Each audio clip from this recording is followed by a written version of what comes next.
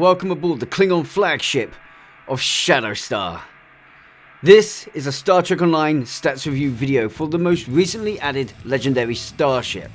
We will be discussing a little bit more than just the ship, so please bear with me. It will just be a addition before the main 3 stages, so you know exactly what you're getting from the bundle, since the ship comes as part of a complete bundle. And thusly, you really should know everything you're getting rather than just the bare minimum. On this note, this may be a little bit of a longer video.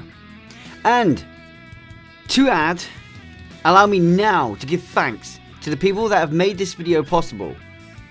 The patrons, the donators and the Twitch subscribers. Tribal Typhoon, TravisGames, Dark Stars Order, Cross-Eyed Deplorable, Skyhawkings, Miss Future Teach, and Fox Plays Games. This video would not be happening without them, and if you ever wish to support these videos like they have and get this shout out, links are down below.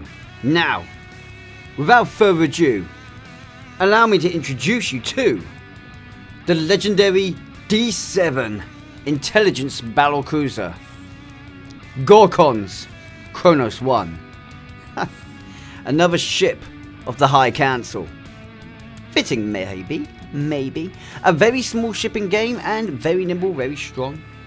She comes as part of the legendary KDF Captain's Bundle, which you can purchase for 12,000 Zen, or at the moment, it is on sale at 50% off.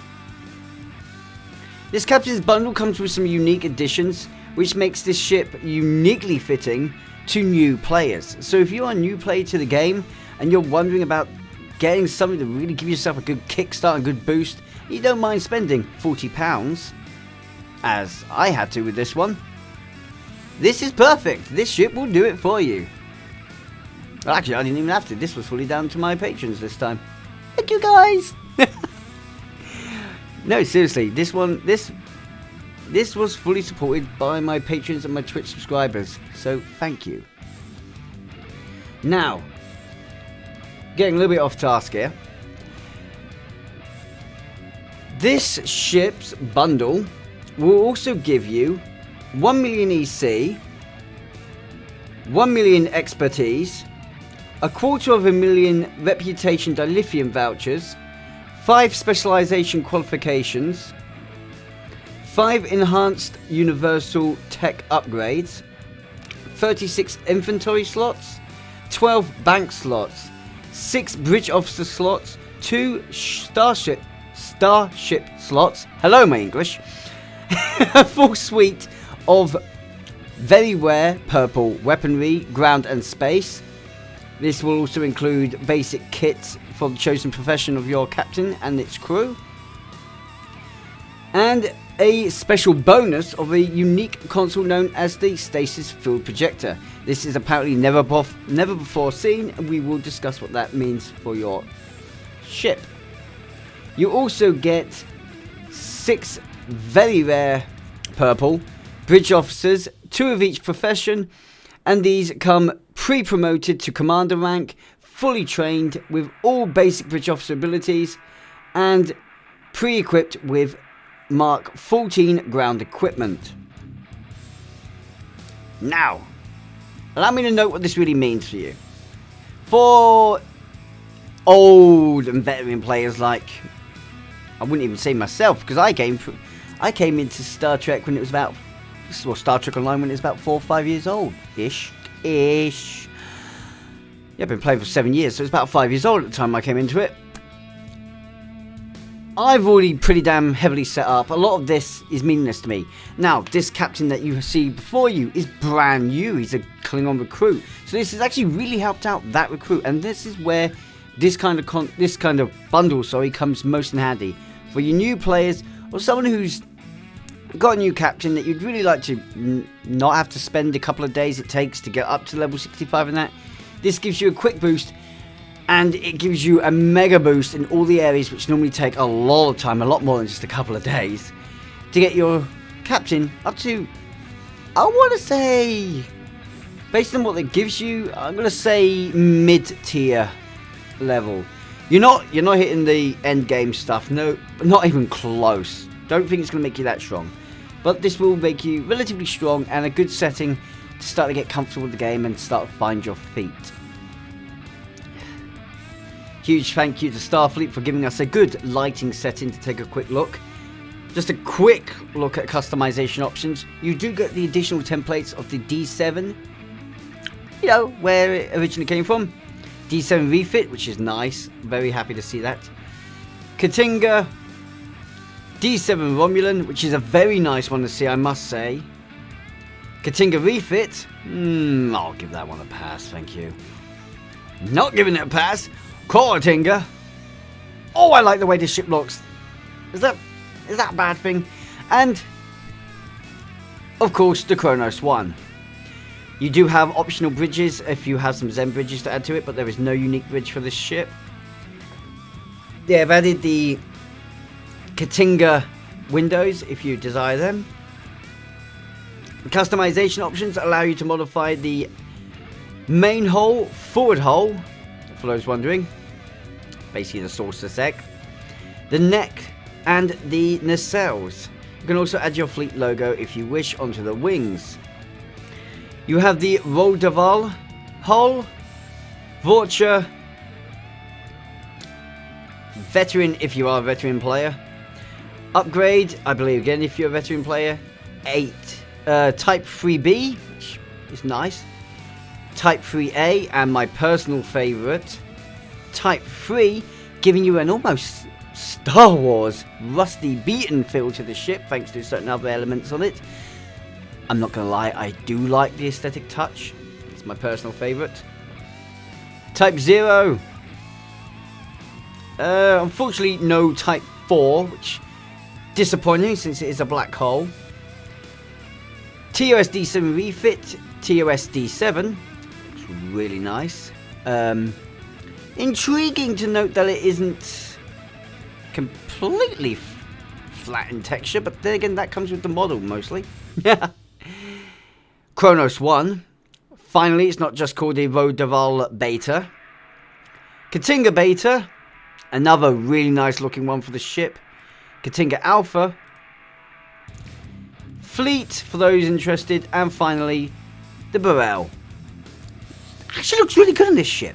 So let's talk its stats, shall we? We have a tier 6 Battlecruiser with a level 65 hull of 63,000.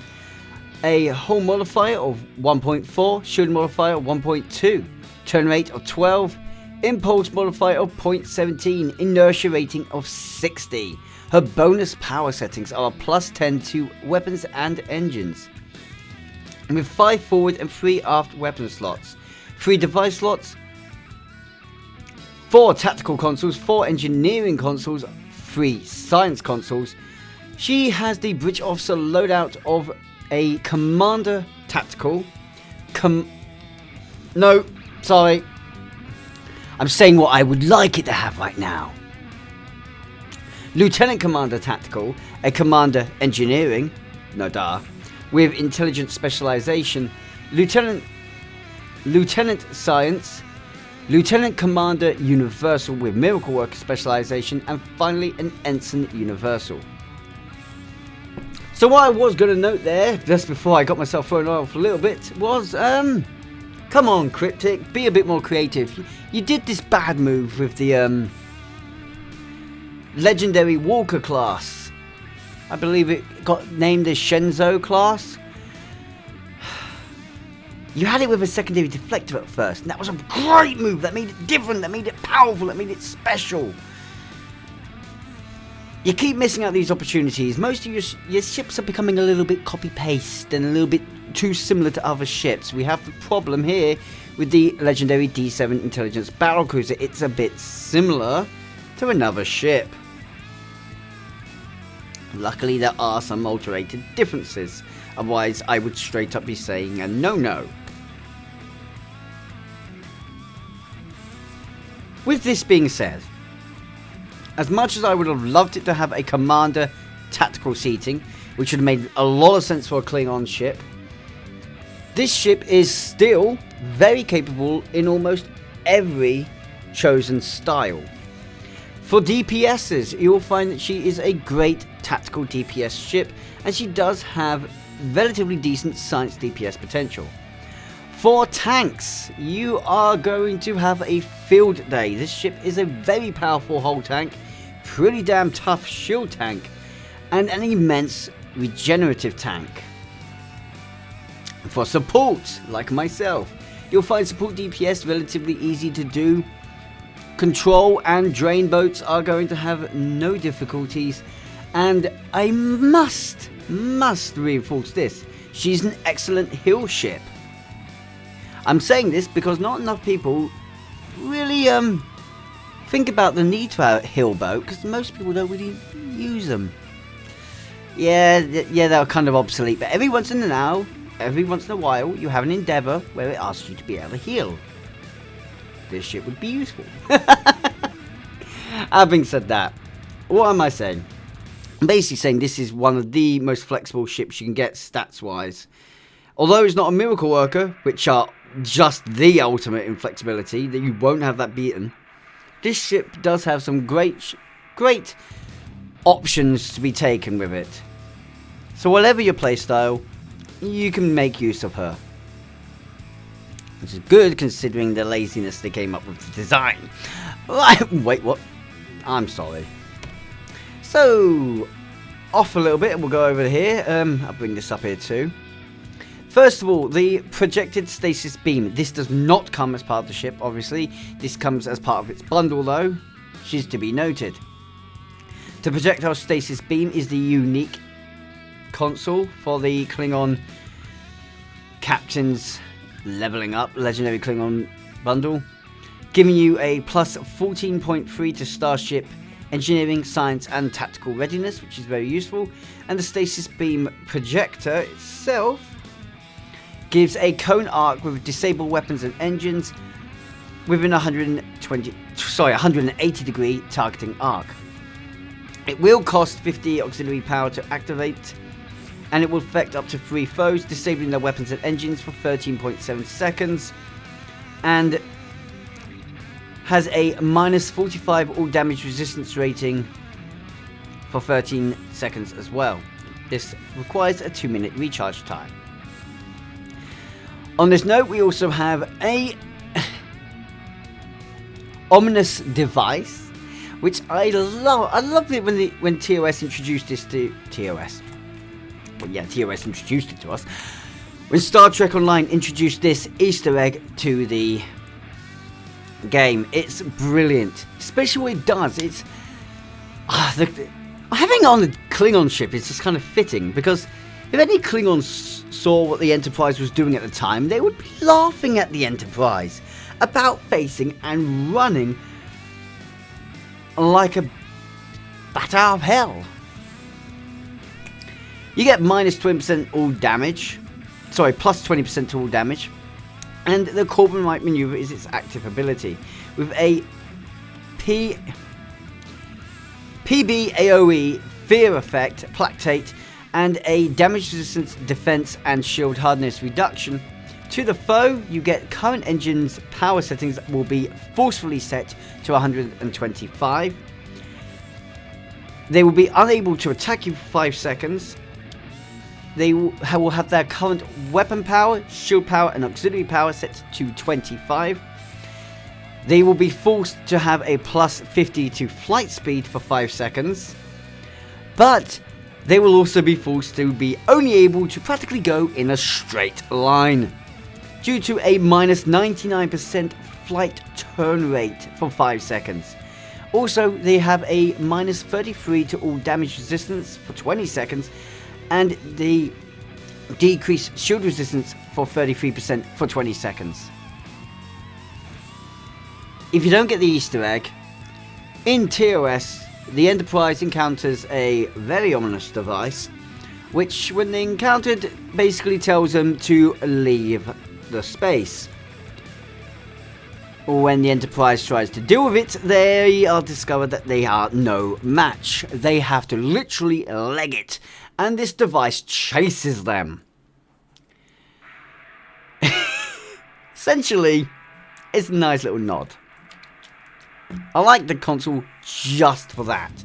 However, it is still a relatively useful console if you're in a situation where you need to survive and you kind of want to make the enemy run away from you. Rather than you run away from the enemy.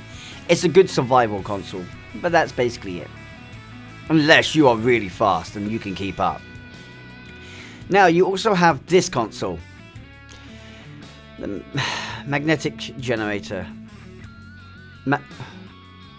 Magnetometric generator, sorry.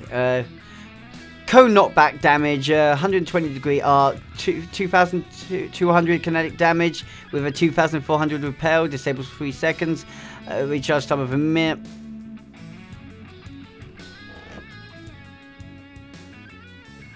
If I didn't make that clear enough.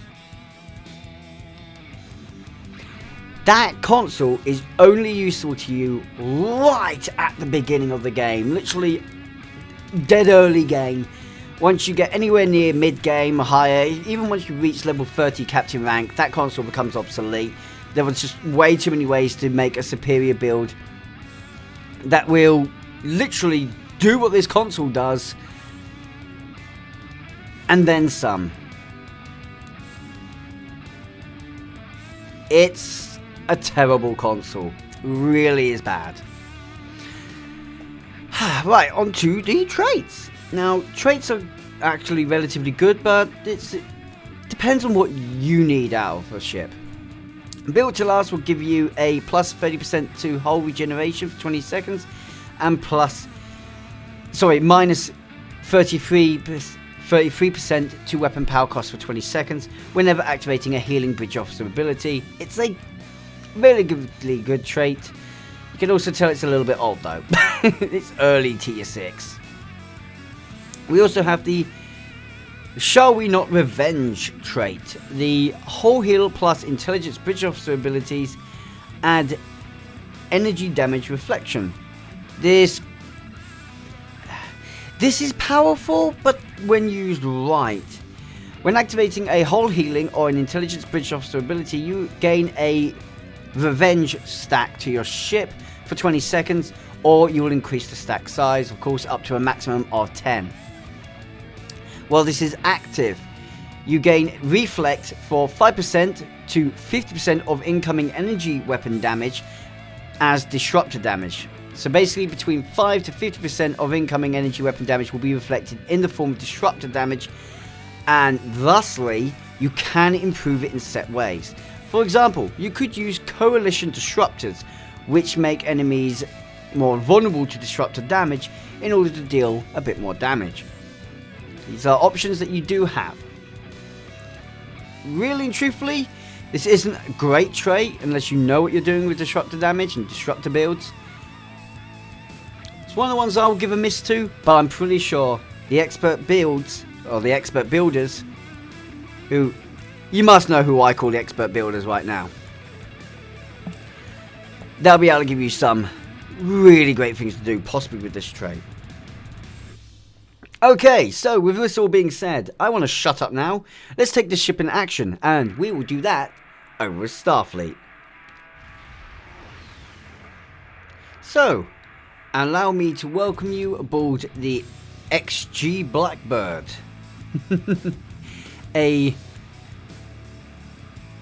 From front to back,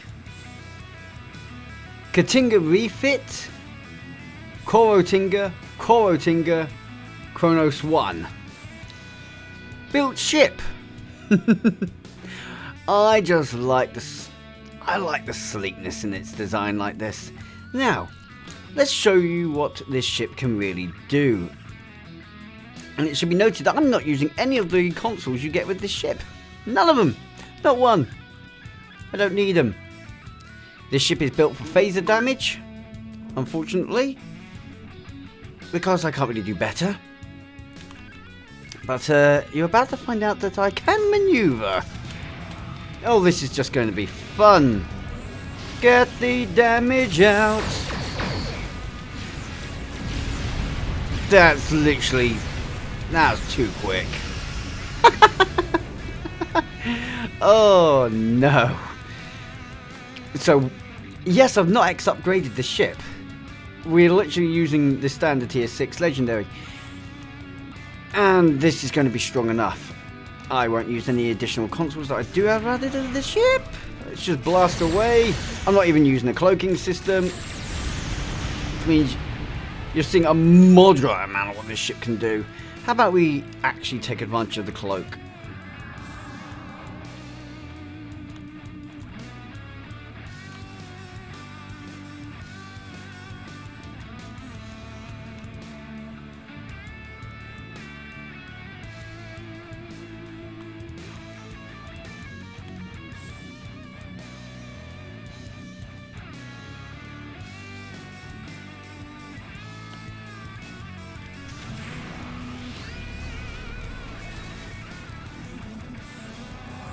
And here we go. Goodbye! Oh, it's so much fun. I'm just going to erase these guys too. Not even going to take 2 seconds because the ship's just too damn strong. Admittedly, I could have gone with Disruptor building the ship, and if I had done, this would be a different kind of story right now. We wouldn't just be having a small advantage, we would be having a massive advantage. Whoops! That's up my butt. Suffice to say, I'm very impressed with what this ship can do. And yes, you can get a very sleek look, or you can have a more D-7 look if you are a bigger fan of the TOS aesthetic. I'm not normally a fan of Klingon designs out for the Bird of Prey and that, but the cruisers I like more, and this sleek, agile space frame look is my preference. It's my favourite. Even my vor'cha, legendary vor'cha, has a similar aesthetic. So that should give you an idea what I think. Having said this, my final thoughts on the ship are as such. She is an incredible starship. Simply amazing. I cannot recommend her enough. As in the support scoring, I will score her as a 6 out of 10. Support is her weakest area. She's pretty good at it, but she's not amazing. As a tank, she gets a really nice score actually, and I will give her, thanks to her extreme levels of tanking capabilities, 9 out of 10. Then finally, as a DPS vessel, I will give her 8 out of 10. If you wanted to improve her DPS score with me, you'd have needed to give her a little bit extra tactical console or bridge officer seating to really ramp this up. Maybe give her a little bit more maneuverability. That's it. On this note, final overall score is, for me, I'm going to go with 8 out of 10. I'll be nice. She's a very good ship, and definitely one I will recommend. I've said that multiple times now, but let me explain. I strongly recommend her to every player on this front. She's flexible, she's useful. If you're looking to get into battle cruisers or just cruisers in general, she's a great way to do it, especially if you're coming from DPS. Your typical DPS build, she's not too much slower than one of those ships, and she does still have the same sort of firepower. If you're looking to begin to move over, then I would say maybe give it a miss. So if you're thinking of moving from cruiser to something else, give it a miss. You're already thinking about trying something else out. There's better options for that. You're a support player, she's going to be a nice tough ship for you. She might not be the greatest support, but she is still tough enough and capable if you know what you're doing. And for your tanks, I don't think I really need to say anything. If you're a new player, she's a great accessible ship because she will give you a lot of decent equipment. Well, thanks to the bundle she's in, she gives you a lot of decent equipment as you acquire her. She's a great first tier 6 ship to get in general, thanks to her flexibility, and she'll give you the options to try out. She won't really give you the options to try out support brilliantly, but she will give you the options to try out support. She'll definitely let you try out tank and definitely let you try out DPS. It's a great option for any new player. With this being said, guys, can I just say thank you for watching to the very end of this video. I do want to apologise for the way I've been recently and not been in great mindset. But with this being said, the support you guys have shown by watching these videos and my credited people on the screen right now, my patrons, my donators, my Twitch subscribers, I wouldn't be doing this right now without you guys. You kept me going and I really do appreciate it. If you guys wish to join the credited, then the links are in the description below along with our social medias. If you have joined the credited in any form, whether you are whichever of the three forms you are, please come along to our Discord, follow the Discord link. There is actually unique chat channels there for you guys, and those chat channels, I do let you know what I'm working on. Having said this,